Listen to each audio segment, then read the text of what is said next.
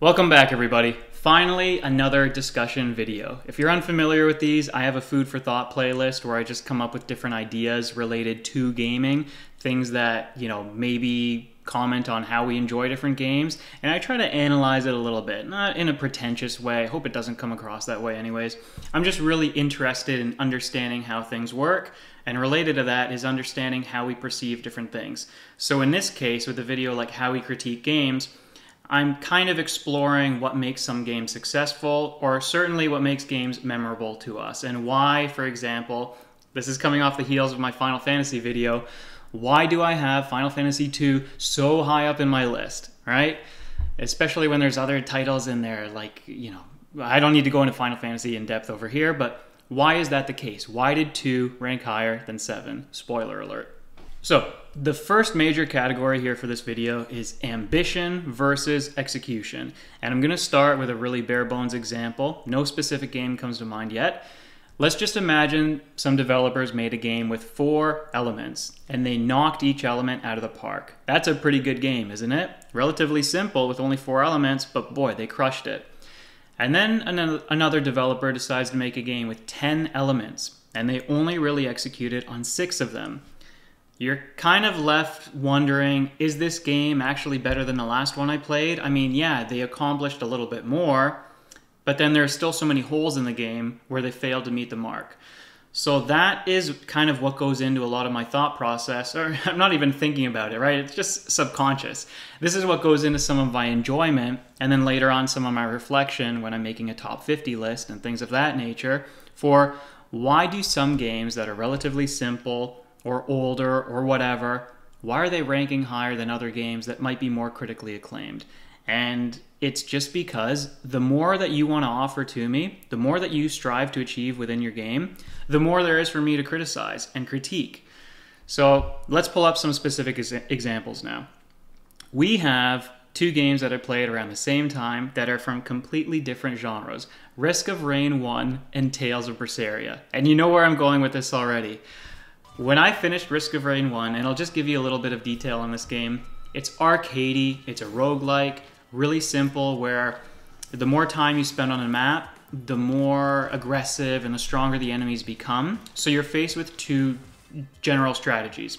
Do you try to finish the levels as quickly as you can, beat the game as quickly as you can so that you have easier combat, or do you take more time? Do you try to get more power-ups? And then you gamble, okay, my strength versus yours. Who's going to win? That was a really fun, addictive game that I didn't even like when I first played it. And yet when I finally beat it and I got a few more achievements and I put it down, I thought, wow, this is like an 8 out of 10 game. That's what I rated it on one of those sites. 8 out of 10, 8 out of 10 for Risk of Rain 1. And then Tales of Berseria. So this is coming off of Tales of Zestiria, which I thought was an okay game. Certainly they should have done a lot more with it, but I didn't think Zestiria needed to be hated on as much as it was. My expectations, though, for Berseria were pretty high, because compared to Zestiria, it was supposed to be the godlike game, and it wasn't.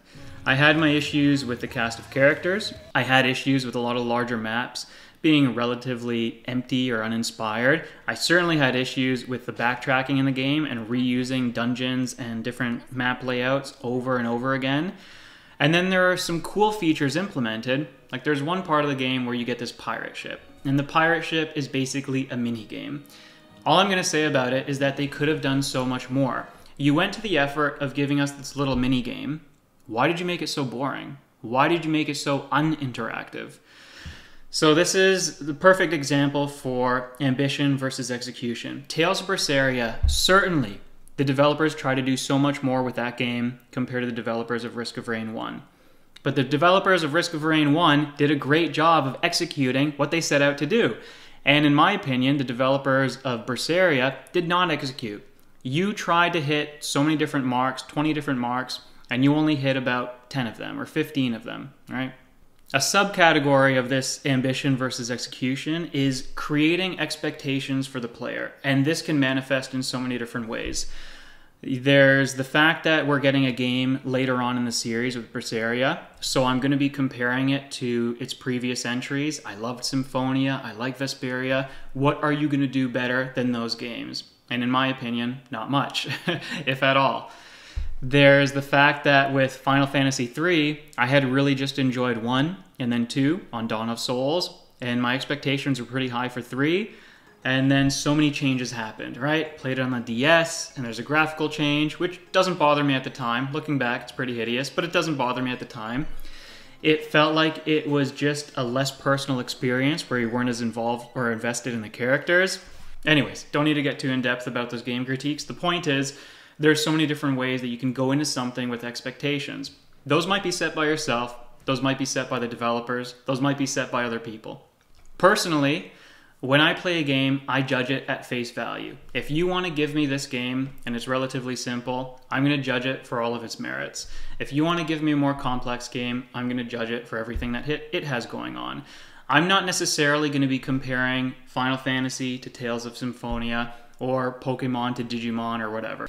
The point is, there are different criteria for different games, and sometimes it gets a little confusing. For example, with Final Fantasy XIII, the trilogy, 1 and 2 are fairly similar. 1, 2, and 3 are drastically different. With the third game in the series, I mean, they even changed the naming convention for the final game. Lightning Returns, Final Fantasy XIII.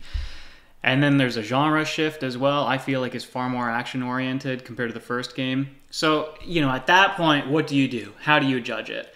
And if you've watched my Final Fantasy ranking, you see how I happen to judge it. It's just interesting, right? How we can experience the same games in so many different ways. And building off of that point is, why is Tears of the Kingdom so good for so many people? And I'm not going to talk in depth about that game. I'll save it for another time. But one thing that I thought of is that there are different ways of experiencing the game that are all enjoyable. So in this game, the developers give you many ways to traverse Hyrule. You could do it on foot, you could do it on horseback, and you could do it by vehicles. Your vehicles might still be grounded. Your vehicles could also be swimming or flying vehicles.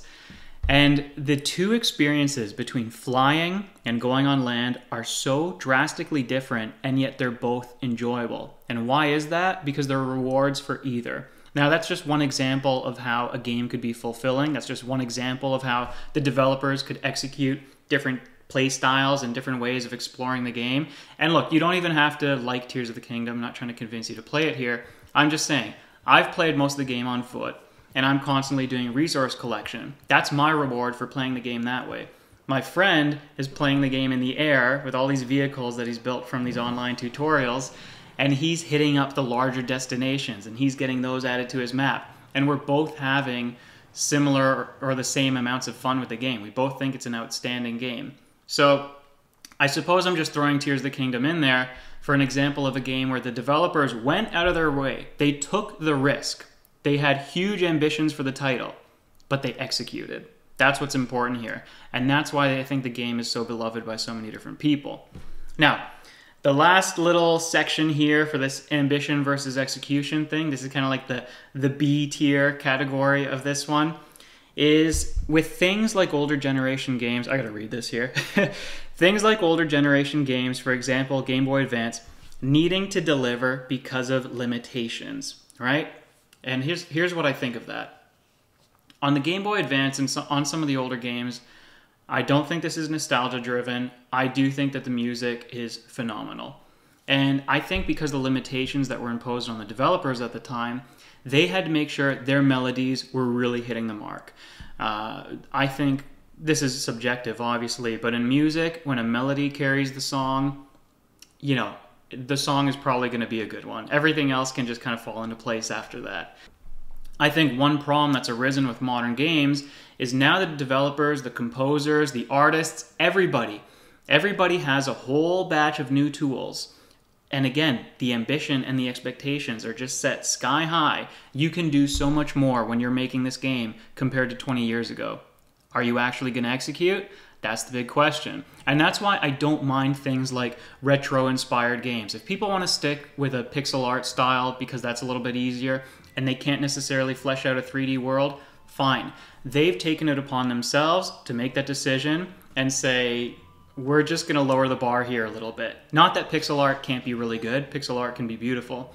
But I hope you understand what I'm saying, where compared to a really ambitious 3D world, doing something 2D and pixelated is lowering the bar. Okay, So that wraps up the whole first section of this video. Now we're going into nostalgia and memories. And what's interesting about this, I'm not going to spend too much time on it, is when you're looking back and when you're ranking games A against B, 1 against 2, whatever, this is when there are some surprise picks because you happen to remember games more fondly than others, right? What is it so many years later that you remember about the experience? And this is where I start to incorporate some things like, how did I play the game? With Paper Mario, for example, such a phenomenal game. I have so many memories of that game and the different chapters and the different characters, yes, but I also have a lot of memories that are external, outside the game. So I remember on days off from school, I would make these little blanket forts and I would have a smaller little CRT, I don't even think we have it anymore, but a small little CRT with the Nintendo 64, and I'd be in my blanket fort playing Paper Mario. And, you know, the family dog at the time would kind of run through. She'd want to go out the door for the backyard to be let out. It was just so much fun on those days off, and that is what I associate with Paper Mario. The game on its own is certainly fantastic. And when I try to review games, I do look at that objectively. But for fondness and for picking favorites, right? Not necessarily the best game, but for picking my favorites, those kind of memories play a huge role. And I think for other people, this is where things like day one releases and waiting in line, these come into play. The first hour that you get to pop the game in and you might have school the next day, or maybe you're going to skip, it doesn't matter. You're staying up and you're getting as much time out of that game as you can. Maybe it's a LAN party. Maybe you grew up with Halo 3 LAN parties like I did, getting the friends together. All of a sudden you have shared experiences that you and your friends can talk about so many years later. There are games that you played at the holidays, and so those have special places in your heart. I've talked about a few for myself. Final Fantasy II is one of them. Majora's Mask is another. You know, getting to take turns with my brother playing that game, and I would go to sleep and then wake up, and I saw that he was so much further in the game. Everyone's got their different reasons. Everyone's got their different memories, and yeah, I think that does really impact how we view games so many years later. All right. And the last subsection of this video, related to what we were just talking about, is if you did not play a game on a release date, has time basically passed you by? When you finally go back, 5 years later, 10 years later, maybe more, to finally play that game, what is going to be missing from it, if anything? Can you judge it objectively and get the same experience as everyone else? Or is there going to be something missing from it? I'll just stick with Final Fantasy for now, right? When I went back and I played some of the older 2D games, I loved them. They were so good, and like I said earlier in this video, what I saw was what I got, and I judged it accordingly. When I played Final Fantasy VII, this was maybe around 2010. Yeah, pretty late for that game, I know. But when I finally played that game, even though there were so many things that I could critique objectively, there's one thing that I could not. There's one experience that I could not replicate. And that is, for all of the people who played Final Fantasy VII on day one or in year one, those graphics that you saw, those backdrops, Midgar, and the new cities, and the way that the game looked, I can never get that experience. I didn't experience the graphical shift from what you had before to what you were now getting. So something like that is what may boost it as a favorite game for you, but lacking for me means Final Fantasy VII is not a favorite. And then there's other aspects of it too, like when you first play a game, even like this is kind of the era of graphical parity, right? So many 3D games that released, they all look about the same. They're all really good graphics in my opinion. But when I play a game like Elden Ring on release, and I get to enjoy kind of the cultural movement, and I'm a part of the zeitgeist, we're all sharing secrets and we're all exploring things as early as we can in the game. Same thing with Tears of the Kingdom. That's a different kind of experience that I'm fortunate enough to have now. But if I were to play those games for the first time 5 years from now, that's just something, that's an intangible. You can't even really describe it. It's something that you either have because you experienced it or you don't, like so many other things in life, really. Anyways, I think that's a good place to wrap up this video. Hopefully, I've given you some new aspects to kind of think about games, and not just so that you can understand my wacky ratings of games, but maybe now when you compose your own favorites list, and I would encourage anyone who hasn't done favorites rankings on YouTube to go ahead and do so. This is why also when I watch other people do their rankings, I'm not so hung up that somebody had a different ranking than me, because there's so many elements that go into it. What were their expectations? What did the game do that other games did not on the list, right?